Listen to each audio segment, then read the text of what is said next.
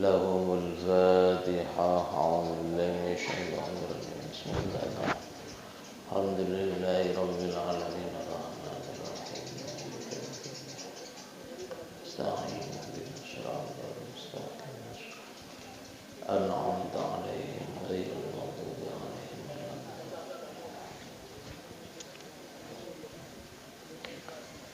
Bismillahirrahmanirrahim. Wa qala landau an-nabiyyu sapa Gusti Nabi Muhammad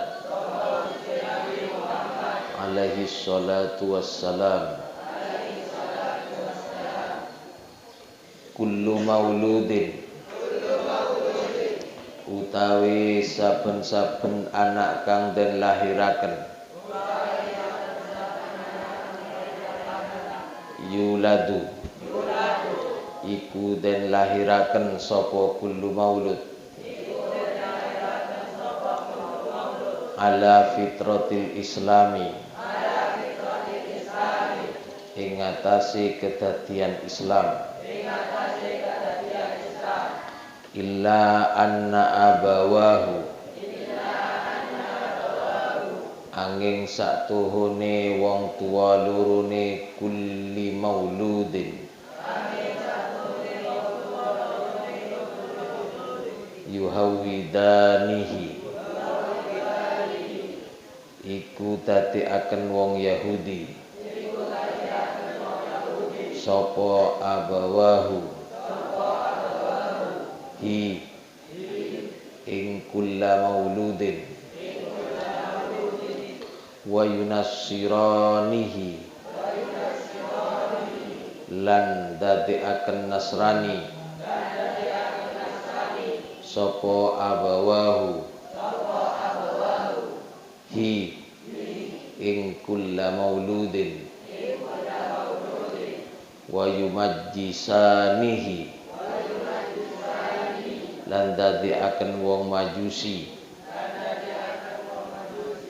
sapa abawahu hi ing kulla mauludin yuqalu dan ucapaken fil hikmati ing dalam kalam hikmah bil farisiyati kelawan bangsa bahasa Faris. Kita baca bersama. Ya Rabbat tarbu zamaribat bihaqidati bakillahi samad. Ya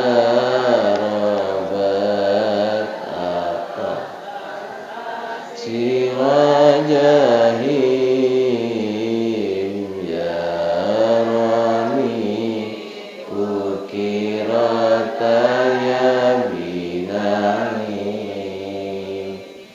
in kunta tabghil ilma min ahli aw shahidan yukhbiru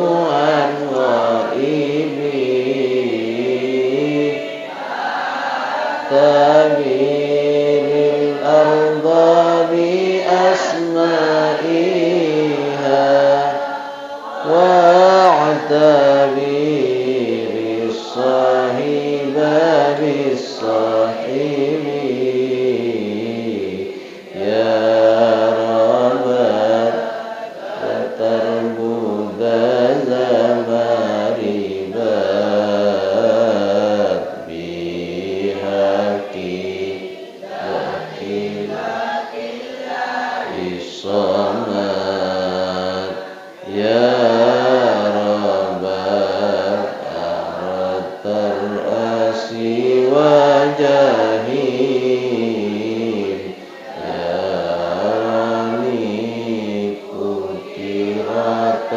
ya binahi in kunta tabghil ilma min ahlihi aw syahidan yuhbiru an ghaibi fa'tabiril arda bi asma'iha wa'tabiri sahiba bis sahibi.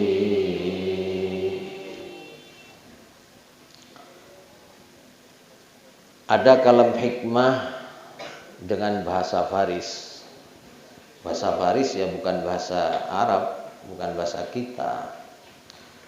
Ya robat satuhune konco kang olo batar buda zamaribat iku luweh olo ketimbang ulo kang olo lan luweh melarati bihaqida tibakillahis samad demi hak dati Allah kang maha luhur lan maha suci. Ini andai kata bahasa Arab ianya kan do atau ya, tapi ini bukan karena bahasa Faris bukan bahasa Arab. Ya robat satune konco Allah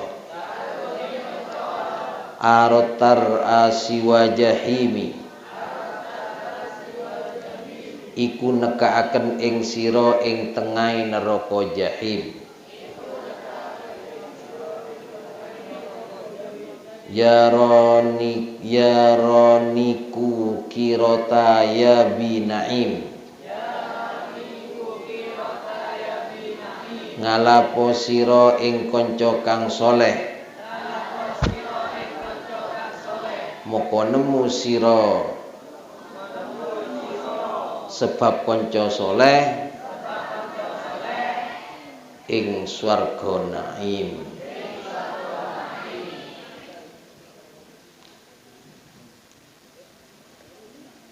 Wakila lan den ucapaken apa ing kunta tabghil ilma ing kunta lamun ana sapa sira. Ini baru bahasa Arab.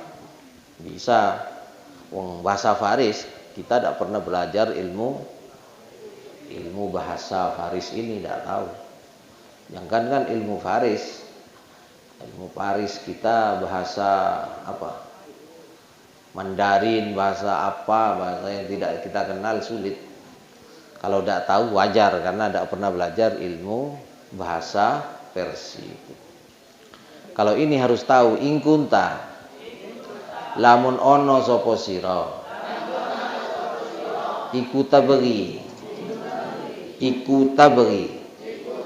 nuprih sapa sira al ilma ing ilmu min ahlihi saking ahline ilmu au syahidan utawa wong kang saksi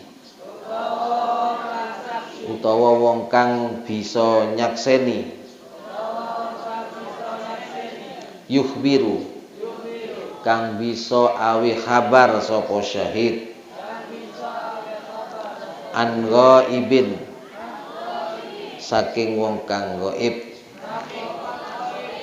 fa'tabir mongko ngalapa ibarat sapa sira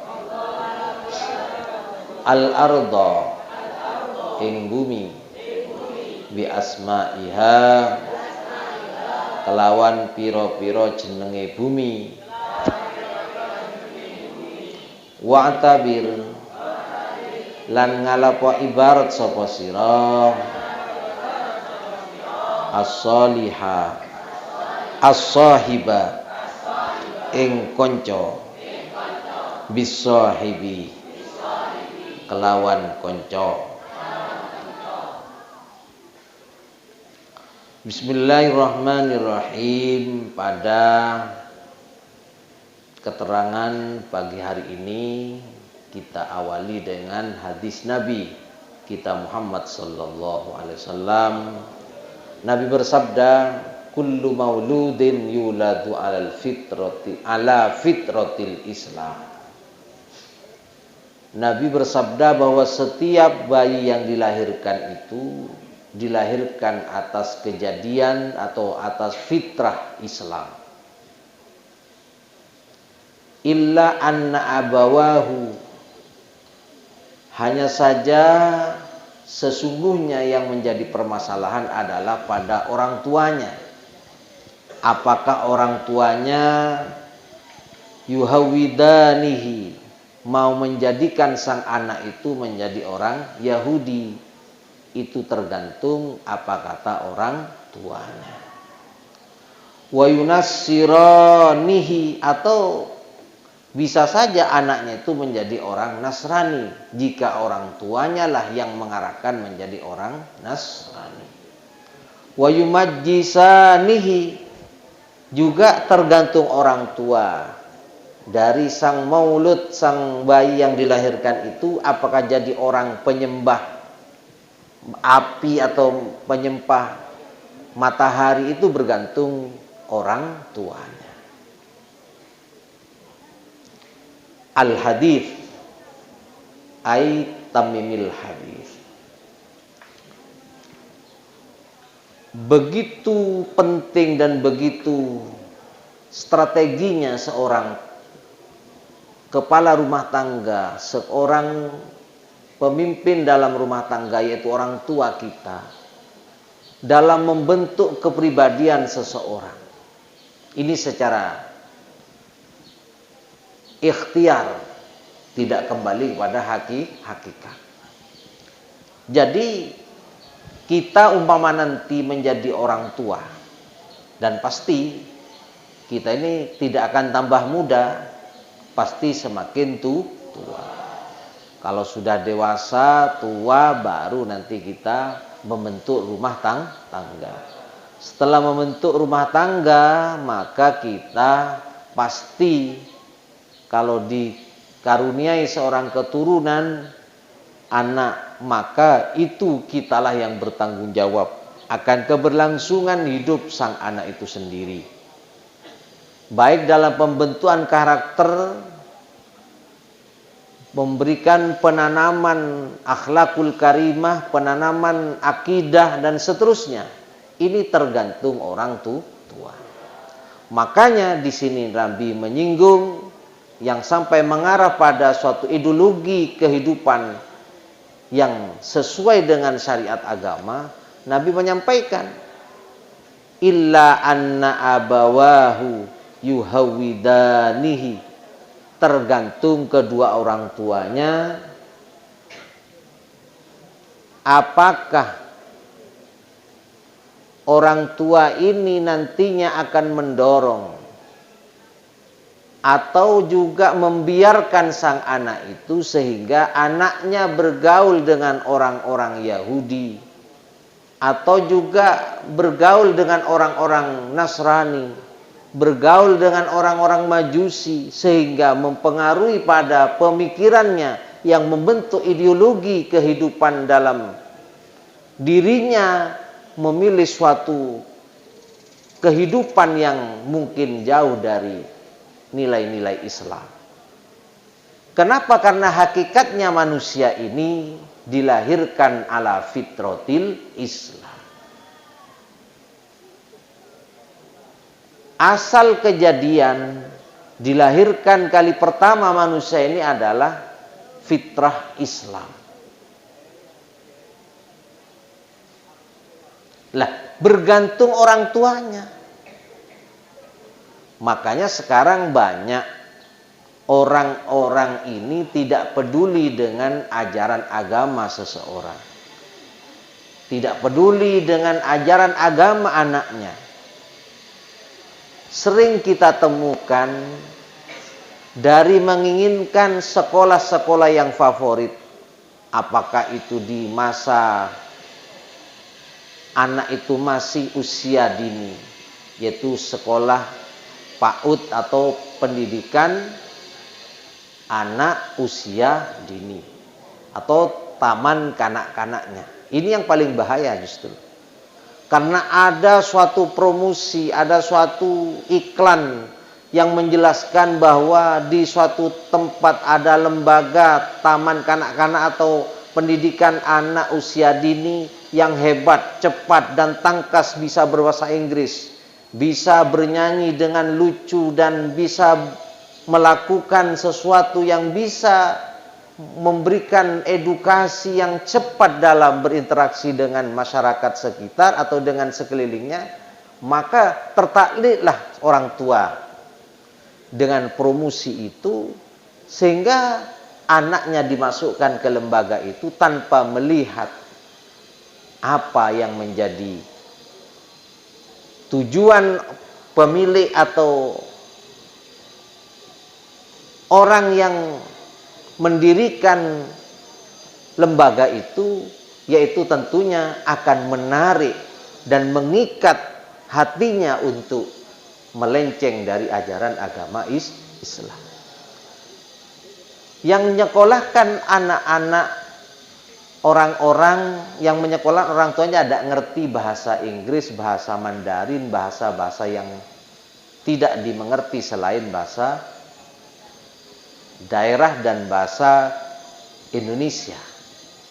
Sehingga senang kalau melihat anaknya berbahasa Inggris, senang anaknya berbahasa Mandarin, berbahasa Prancis, berbahasa luar negeri. Padahal sang anak itu kadang-kadang diajari suatu akidah, nyanyian-nyanyian yang menyangkut akidah di luar agama Islam. Ini bahaya sebenarnya. Karena dianggap maju, gurunya dari luar negeri, gurunya bule, gurunya begini dan begitu, tertariklah ke sana. Lah yang bahaya kalau sudah terbiasa anak itu dari kecil sudah membiasakan cara hidupnya dengan cara-cara di luar Islam, alamat ini. Anak ini akan kedepannya tidak akan beragama Islam, justru ia akan terseret mengikuti arus yang telah diajarkan oleh sang pembimbingnya di sekolah itu. Untuk itu kita sebagai orang tua, nanti kalau kita sudah jadi orang tua, ingat, jika ingin menyekolahkan anak, ingat apa background, apa sebenarnya yang diinginkan, visi misi dari sekolah itu. Walaupun secara zahir mungkin tidak menyebutkan tentang ia akan menyeret ke agama lain, tetapi sudah bisa kita lihat. Makanya jangan melihat kulitnya, tapi perlu tahu isi di dalam yang nantinya akan diberi suatu pelajaran sang anak itu tentang apa yang selama ini kita mungkin tidak tahu karena memang sengaja ditutup-tutupi. Ini perlu dipahami kawan. Banyak yang terjadi seperti ini. Orang tuanya Pak Haji, orang tuanya sering umroh setiap tahun ke Mekah, Madinah setiap tahun.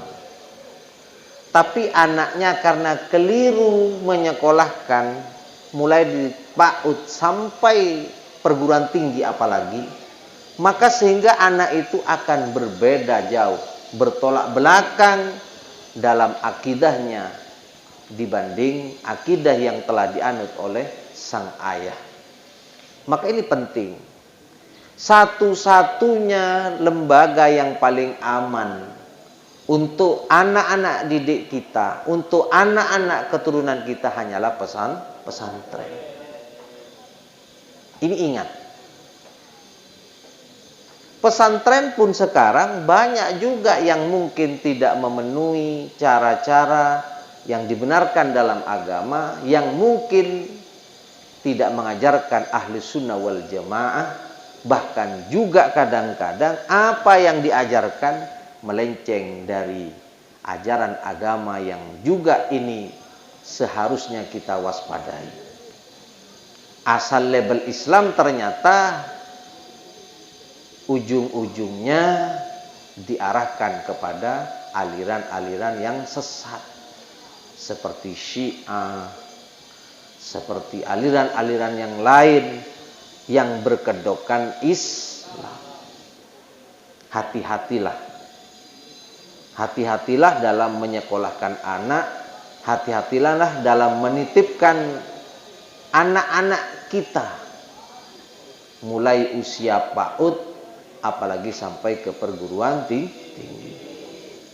Jangan tertarik dulu, jangan terpesona dulu dengan apa yang menjadi promosi-promosi atau iklan-iklan dari mereka sebelum kita tahu hakikat atau jeruannya dari sekolahan itu. Kalau sudah ini jelas agamanya, sudah jelas mau dibawa kemana, monggo silahkan. Yang lebih aman, yang lebih tidak orang tua menjadi kepikiran jika sudah ada di naungan organisasi Nahdlatul Ulama. Ada simbol Nahdlatul Ulamanya, lembaga pendidikan ma'arif, itu berarti sudah jelas itu. Carilah yang seperti itu, pendidikan semaju apapun, semahal apapun, kalian boleh kalian menyekolahkan anak ke tempat itu asal itu di bawah naungan Nahdlatul Ulama. Jelas sudah tidak keliru lagi. Selanjutnya adalah orang tua yang berperan aktif. Sekarang ini juga banyak yang salah persepsi. Jika anaknya sudah mondok di pesantren, kadang-kadang apa yang dilakukan anaknya ketika di rumah ini tidak berani menegurnya atau dibiarkan begitu saja. Padahal kadang-kadang waktu liburan inilah yang membuat anak ini menjadi rusak. Karena mungkin pengaruh teman, lama dia terkungkung di pondok pesantren, seolah-olah dia ada di penjara. Memang betul, pondok pesantren ini adalah untuk mempenjarakan nafsunya, mempenjarakan keinginan-keinginan yang tidak baik, dipaksa dengan hal-hal yang baik, dibiasakan dengan hal-hal yang baik, bukan dipaksa, tapi dibiasakan hal-hal yang baik. Karena Imam Ibnu Mas'ud mengatakan ta'udu bil khair fa innal khaira bil adah.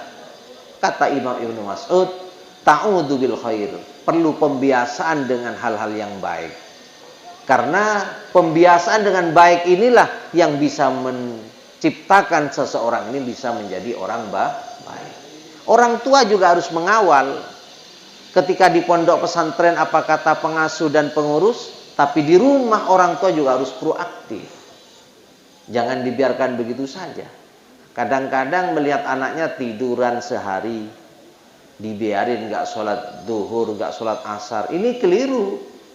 Mestinya kalau demikian anaknya lengah seperti itu, lalai seperti itu, harus dibangunkan. Kemudian dijelaskan bagaimana konsekuensi orang yang tidak mengikuti peraturan agama dan pesantren, harus dijelaskan. Harus proaktif orang tua. Jangan kemudian orang tua setelah mondok anaknya dianggap benar semua yang dikerjakan. Belum tentu. Karena mungkin dia merasa bebas di rumahnya, kadang-kadang tidak sholat duhur, tidak sholat asar, apalagi sholat subuh. Nah, ini penting. Untuk itu mohon nanti kalau kalian jadi orang tua dan kalian sudah berpengalaman mondok, jangan biarkan anaknya itu melanggar aturan pondok dan aturan agama. Jadi orang tua yang paling menentukan. Bahkan dalam bahasa Parsi, bahasa Faris, bahasa Persia, ini ada kalam hikmah. Ya robat batar buddha zamaribat bihakidati bakillahi somat. Sesungguhnya teman yang jelek itu lebih jelek dibanding dengan ular hitam.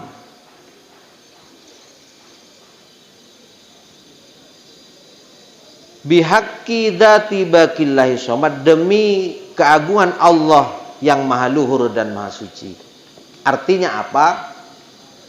Teman yang jelek ini justru dapat menyeret seseorang ini menjadi jelek. Ya robat arotar asiwa jahimin. Sesungguhnya kanca yang teman yang jelek itu juga mendatangkan atau menyeret kamu, menyeret Anda pada neraka jahim. Ya roniku kirota ya binaim. Mohon maaf ini karena bahasa Persia, kita tidak pernah belajar bahasa Persia. Ambillah atau carilah teman yang baik, yang soleh. Maka inilah yang menyebabkan kamu masuk surga naim. Jadi temanlah yang bisa menyeret seseorang ini menjadi orang yang baik sehingga masuk surga naim, dan bisa menyeret seseorang ini ke lembah kenistaan, yaitu menyeretnya ke neraka jahim. Tergantung temannya. Maka hati-hatilah mencari teman.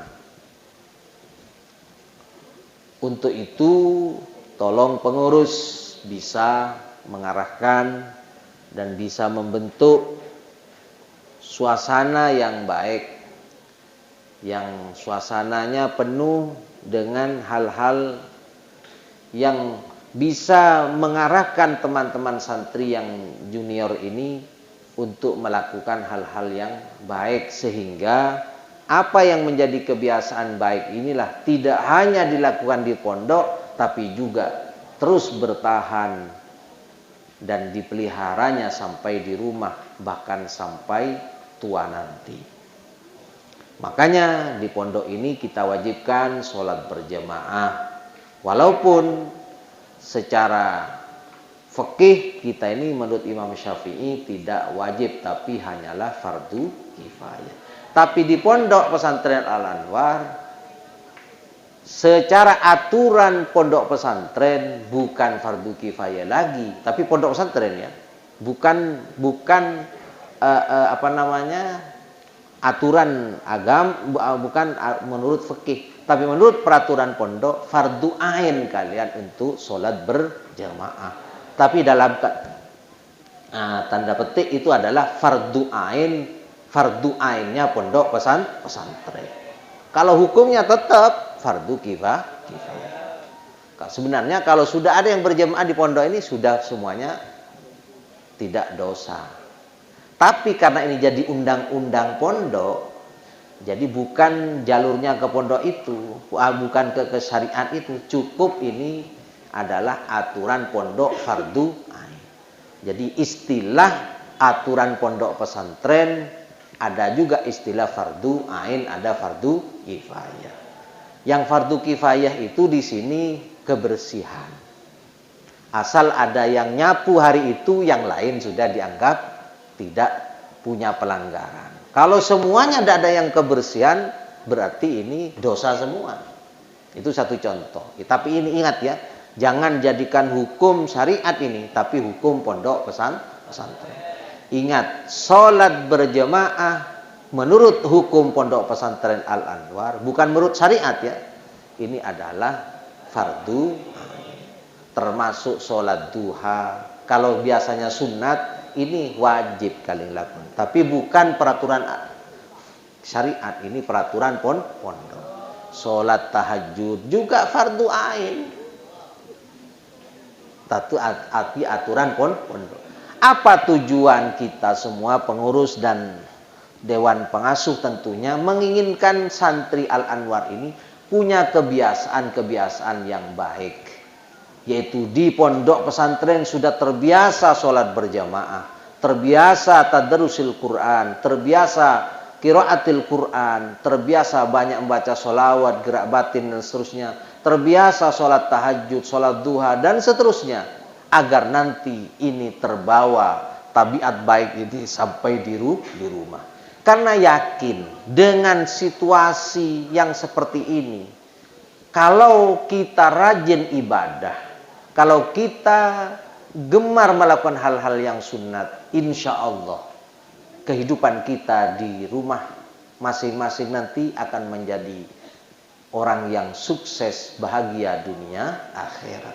Ini yang diinginkan. Jadi cita-cita luhur kita Pondok Pesantren Al-Anwar adalah ingin mengawal kita semua secara dohir, secara ikhtiar ini, agar santri-santri Pondok Pesantren Al-Anwar, mutakharrijinnya, alumni-alumninya menjadi santri yang tidak hanya melakukan hal-hal yang baik di waktu pondok, di pondok pesantren, tapi juga terus berlangsung sampai di rumah tangganya masing-masing. Itulah yang menjadi keinginan dan cita-cita kita. Makanya visi misinya adalah diantaranya adalah membentuk santri ini menjadi ibadillahis sholihin. Itulah, kalau jadi orang soleh, wah luar biasa. Karena hakikatnya bumi yang kita tempati ini adalah pewarisnya hanyalah orang-orang yang soleh. Innal ardah warithuha ibadiyas solihun. Terus ingkunta, nah kemudian wakila ingkunta tabghil ilma min ahlihi, jika Anda menginginkan mencari ilmu dari ahlinya, artinya kalian ingin mencari air dari sumbernya, kan begitu ya?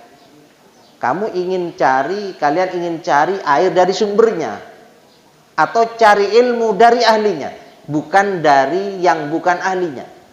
Sekarang ini kan musim medsos, media sosial, banyak seliweran seolah-olah kadang-kadang semuanya benar. Padahal kalian sendiri tidak tahu bahwa itu adalah yang benar atau tidak. Maka benar apa yang dikatakan, barang siapa yang belajar ilmu tanpa melalui proses yang benar, yaitu tanpa ada yang membimbing dari seorang guru, maka gurunya adalah setan. Paham? Nah, banyak sekarang yang belajar tidak melalui proses yang seperti semestinya, hanya belajar di medsos. Bukannya tidak boleh, tapi kalian harus punya dasar sehingga tahu menyaring mana yang baik dan tidak benar. Boleh kalian, tapi kadang-kadang, mohon maaf ya, kalau kita tidak punya dasar, dianggap semua yang diceramahkan, semua yang disampaikan di media sosial, karena mungkin bersorban, pakai pakaian yang seperti orang-orang hebat, orang-orang soleh, dia menyampaikan sesuatu yang seolah-olah ajaran agama, kalian langsung ikut begitu saja. Kalian mengiyakan hatinya, bahkan mengikuti apa yang menjadi kata-katanya. Padahal kadang-kadang itu melenceng dari ajaran agama yang benar. Nah, makanya harus perlu belajar kepada seorang guru dulu. Kalau sudah tahu poin-poinnya yang benar, maka bisa untuk pengayaan, pengalaman, dan juga untuk mengembangkan suatu hal-hal yang mungkin belum kalian tahu, boleh. Tapi ingat, kalau sekiranya melenceng dari apa yang menjadi sebenarnya dari ajaran syariat Islam, maka jauhilah dan kita hindari.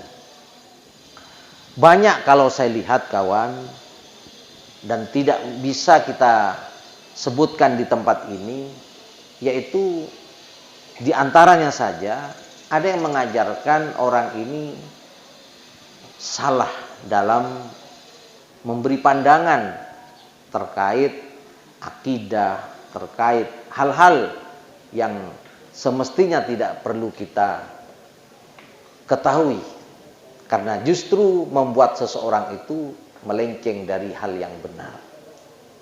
Mungkin kalau masalah fikih itu banyak pendapat-pendapat dari hal-hal yang mungkin perlu kita tahu bahwa itu adalah khilafiyah. Tapi kalau hal-hal yang lain terkait ajaran-ajaran yang lain, ini banyak yang melenceng. Akibatnya apa? Membenci para sahabat. Ini perlu.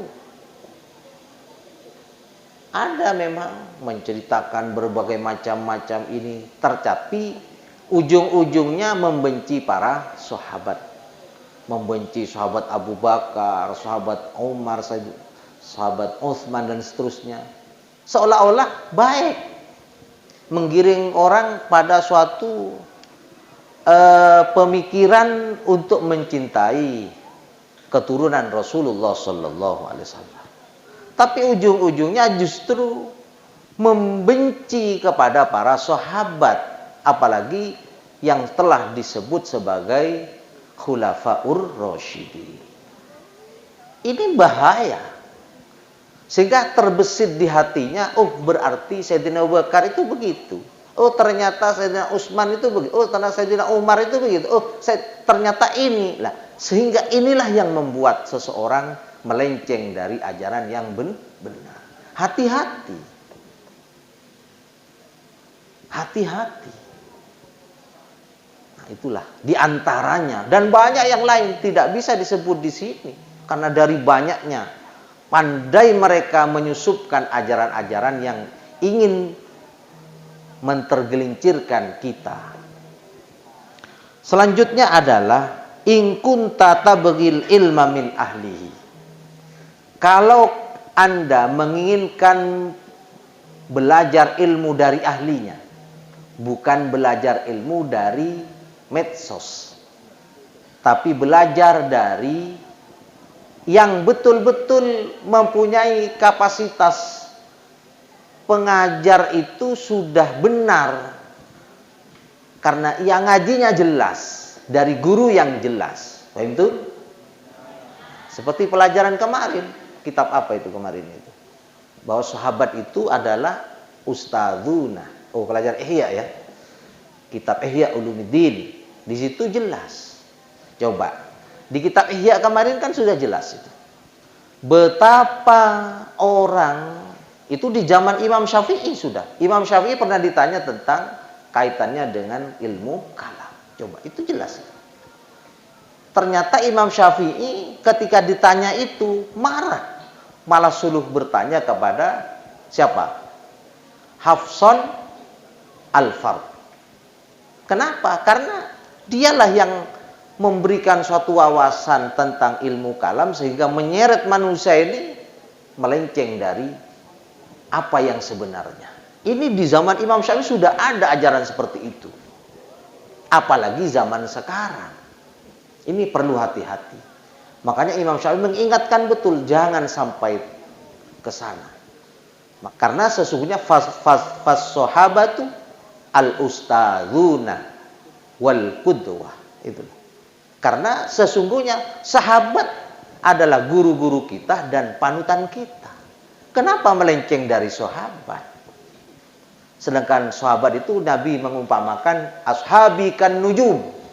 Sahabat-sahabatku itu tak ubahnya bintang gemintang yang bisa memberikan hal-hal pencerahan juga, karena beliaulah langsung mendengar dari Nabi kita Muhammad sallallahu alaihi wasallam. Ini di zaman Imam Syafi'i sudah ada seperti itu. Makanya in kunta tabghi al-ilma min ahlihi, jika Anda menginginkan belajar ilmu dari ahlinya, atau juga au syahidan yukhbiru an ghaibin, atau ingin cari saksi yang bisa memberikan penjelasan, yang bisa memberikan informasi benar tentang hal yang gaib. Apa? perintahnya, fa'tabiril arda bi asma'iha. Ambillah suatu pelajaran dengan bumi, bi asma'iha, dengan nama-namanya. Wa'tabiris sahiba bis sahibi, dan ambillah suatu ibrah, pelajaran dengan sahabat atau teman tentang teman. Artinya apa? Kalau menginginkan kalian belajar ilmu dari ahlinya, contohlah bumi. Bumi ini kalau sudah jelas, bumi contoh ya, Sidogiri umpamanya. Sudah terkenal bahwa Sidogiri itu adalah bumi yang jelas-jelas mengajarkan kebenaran di situ. Insya Allah di daerah itu tidak akan ada ajaran sesat. Jadi sudah. Contoh lagi, bumi Al-Anwar itu pasti sudah hal yang benar. Juga belajar dari ke Tarim umpamanya, Hadramaut. Nah, itu kan sudah di situ sudah terkenal, orang nama tanah bumi di situ sudah terkenal bahwa di situ ahli ilmu, itu maksudnya. Fa'tabiril arda bi asma'iha. Seperti halnya wa'tabiris sahiba bis sahibi. Kalau ingin cari teman yang baik, ya lihat temannya. Artinya apa? Kalau kita ingin berteman dengan Rosyid, lihat temannya Rosyid. Rosyid itu siapa temannya? Siapa? Suhaimi. Nah, Suhaimi baik enggak itu loh. Itu aja contohnya. Kalau Sultan umpamanya, atau siapalah, itu harus tahu. Lah kalau, mohon maaf ya, kalau sudah temannya itu bajingan, sudah kumpulnya dengan bajingan, atau di suatu tempat itu terkenal, di situ itu lecek mak semak, jangan mendekat ke sana, bahaya itu nanti. Karena bumi itu sendiri menunjukkan watak penduduknya. Bumi itu menunjukkan watak penduduknya. Paham itu? Nah, sudah jelas. Kalau umpamanya mau berguru ke Iran umpamanya, jangan, di sana tempatnya Syiah. Itu belajarlah ke Yaman umpamanya, di situ tempatnya ahli sunnah wal jamaah. Gitu loh. Kalian ingin jadi orang liberal, pergilah ke Amerika, pergilah ke Inggris, ke Belanda dan seterusnya, ke Prancis. Di sanalah tempatnya orang liberal. Bisa-bisa pulangnya menjadi orang liberalis. Fahim tum? Ingat, memondokkan anak nanti dapat beasiswa ke Amerika, senangnya bukan main. Ternyata pulangnya bapaknya semua yang dilakukan salah. Gurunya dulu yang ditempati mondok, kiainya salah. Menurut aturan dia, wah ternyata setelah saya kuliah di Amerika nggak bener semua, ternyata kiainya nggak beres, berarti bisa begitu. Udahlah, bisa seperti itu. Kecuali kalian sudah punya pengalaman, sudah punya dasar yang kuat sehingga memperdalam ilmu-ilmu tertentu yang tidak terkait dengan ilmu agama, hanya mendalami sains dan teknologi umpamanya. Beda. Dan kalian sudah punya dasar. Lawang lulusan sanawiyah, terus ada penawaran beasiswa SMA sampai S2 di Amerika. Di sana ada semacam asramanya. Ya di situ diajarkan sholat, tapi yang lain-lain dari akidahnya digembleng mengarah kepada hal-hal yang lain. Akibatnya apa? Sepulangnya ke Indonesia, bahaya. Semuanya salah. Kalau tidak salah, ini pernah ada kejadian. Di tahun sekitar 80-an, itu dulu banyak seliuran beasiswa ke luar negeri. Khususnya ke negara-negara yang bukan beraliran ahli sunnah wal jamaah. Ingat itu, tahun 80-an. Mudah-mudahan tidak salah saya, karena ini waktu itu saya masih usia awal-awal di pondok. Senang saya mendengar itu. Betapa senangnya kalau saya dapat beasiswa. Ternyata mereka yang jebolan dari kuliah sampai S2 itu di luar negeri yang beasiswa, ternyata pulangnya menjadi orang-orang yang berpandangan radikal, berpandangan menentang pada ahli sunnah wal jamaah. Nah, ini bahaya.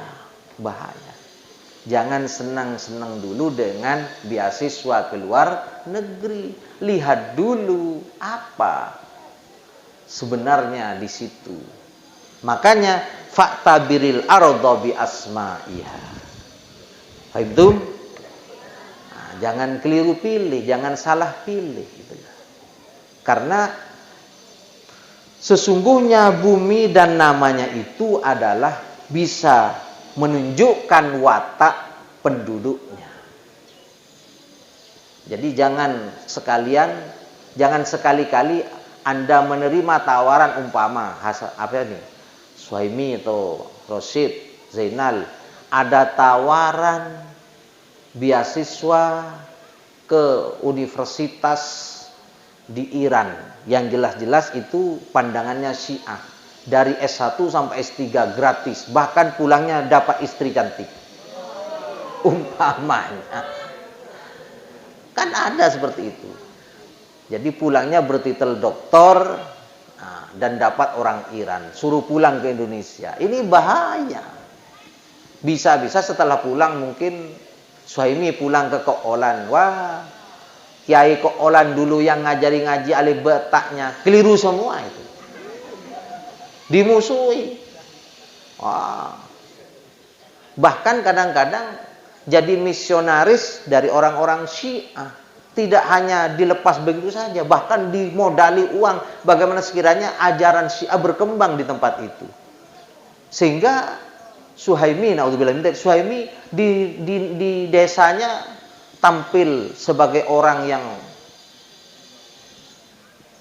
dermawan, tampil orang yang jenius, yang profesional, dan ajarannya rasional.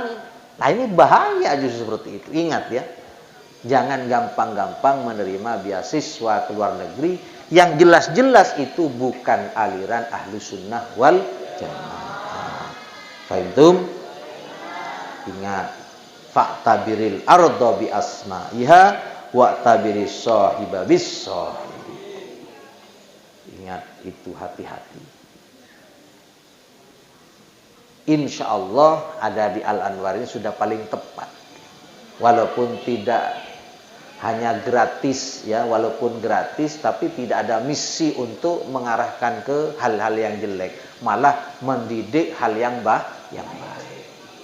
Itu mudah-mudahan manfaat barokah. Rabbana anfa'na bima 'allamtana Rabbi 'allimna alladhi yanfa'una Rabbi faqihna wa faqih ahlana wa qarabatin lana fi dinina Rabbana anfa'na Rabbi 'allimna alladhi yanfa'una Rabbi faqihna wa faqih ahlana wa qarabatin lana fi dinina Rabbana anfa'na bima 'allamtana Rabbi 'allimna alladhi yanfa'una Rabbi faqih wa qarabatin lana fi dinina subhana rabbika rabbil izzati amma yasifun wa salamun alal mursalin walhamdulillahi rabbil alamin subhana rabbika rabbil izzati amma yasifun وسلام على المرسلين والحمد لله رب العالمين. سبحان ربك رب العزة عما يصفون وسلام على المرسلين والحمد لله رب العالمين. ربنا تقبل منا واستجب دعانا وحصل مقاصدنا واقض جميع حاجاتنا وتمم آمالنا واشف مرضانا واصلح أجسادنا ونور قلوبنا وارفع بارك علومنا ببركات الفاتحة. أعوذ بالله من الشيطان الرجيم. بسم الله الرحمن الرحيم. الحمد لله رب العالمين الرحمن الرحيم مالك يوم الدين. إياك نعبد وإياك نستعين اهدنا الصراط المستقيم صراط الذين أنعمت عليهم غير المغضوب عليهم ولا الضالين. اللهم صل على محمد